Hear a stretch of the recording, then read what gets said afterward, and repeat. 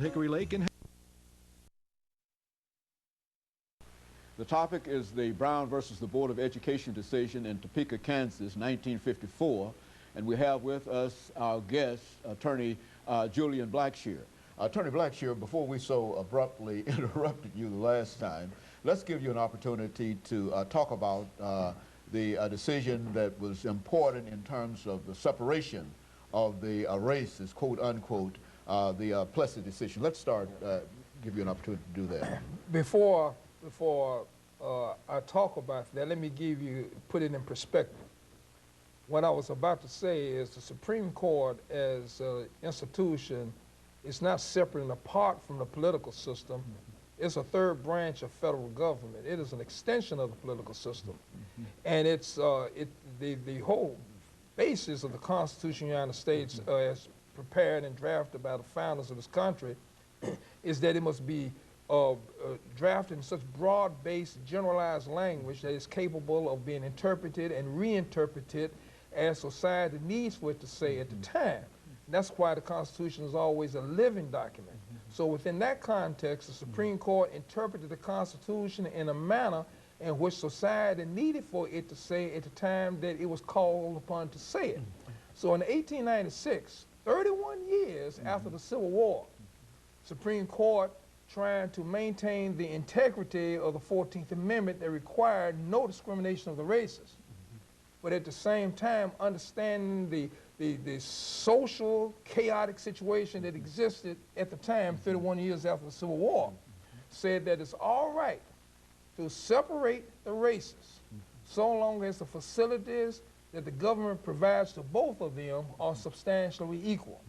Hopefully that would satisfy the 14th Amendment requirement. Now in 1954, now the Supreme Court in Brown versus Board of Education completely overruled that. Now you need to understand, the Supreme Court in 1954 was trying to interpret the rights of the same black people under the same 14th Amendment. Then no I was undotted, no T was uncrossed. In 1896, it said that it's all right to segregate the races so long as the facilities provided to both of them are substantially equal. But this time in 1954, interpreting the same rights of the same people under the same amendment, make a 360-degree turn and say, no, no, no. You now must have integration in order for the 14th Amendment's requirements of no discrimination on the part of the government are satisfied. So you see that what has happened, in 1954, society had changed. It had changed to such a degree that the Supreme Court had to make that Constitution say what society needed for it to say at the time that it was saying it. And that's the reason why you got an entirely different interpretation of the same amendment regarding the same rights of the same people in 54 than what you had in 1896. Now, then looking at that decision in 1954, and I think you said earlier that that decision was based upon an earlier, several earlier decisions right. that eventually overturned it. Talk about the individuals who were involved in terms of the part that they played. All right. Charlie Houston was the dean of Howard University Law School at the time, and he was the mentor of Thurgood Marshall, a young lawyer, general counsel of the NAACP Legal Defense Fund. And the theory is that what factors are you using to determine whether the facilities provided by the states are substantially equal? Here you had Painter that was trying to go to University of Texas Law School. I mean, Sweat was trying to go to the University of Texas Law School, and they refused to do that because Texas said, well, we got a law school for the colors over there, which we now know to be Texas Southern. Consequently, under the doctrine of separate but equal, so Texas said, we have provided a facility substantially equal to that of University of Texas Law School, so therefore, Sweat, we don't have to allow you to University of Texas Law School. Charlie Houston and Thurgood Marshall both showed to the court that if you use tangible factors to determine the equality of both schools, then what University of Texas Law School is saying is the same thing. So it's correct. You got the same number of trees, Pork chops on Sunday, University of Texas. Pork chops on Sunday in Texas Southern.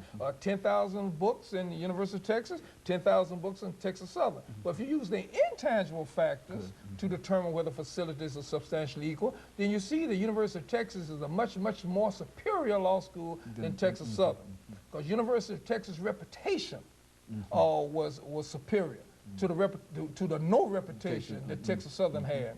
When you had a young, vibrant, and energetic law professors at University of Texas, as opposed to law professors who had already spent their 30 and 40 years at Harvard and Yale and so forth, and basically in a retirement situation, and falling asleep in class when they're trying to teach the same kind of subject matter at Texas Southern.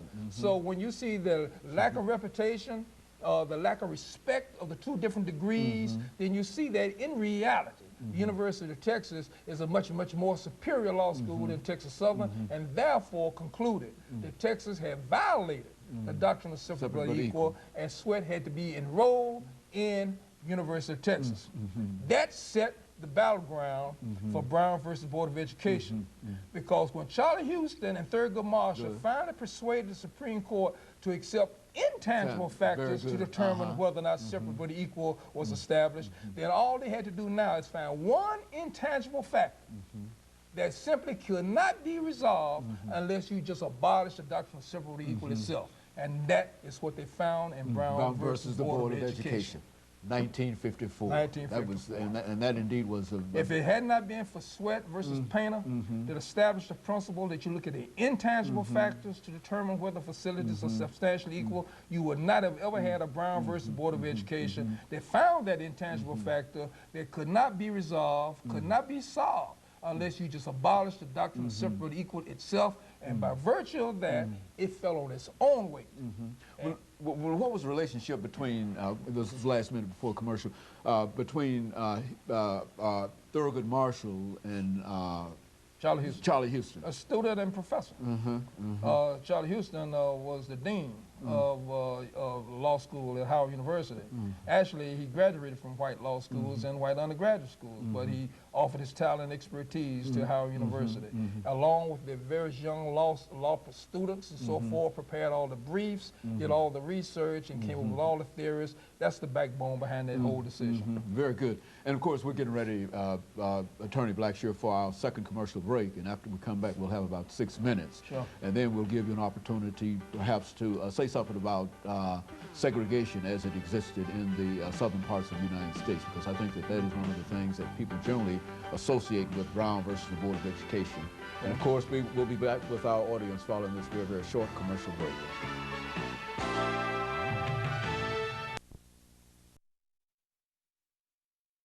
The topic is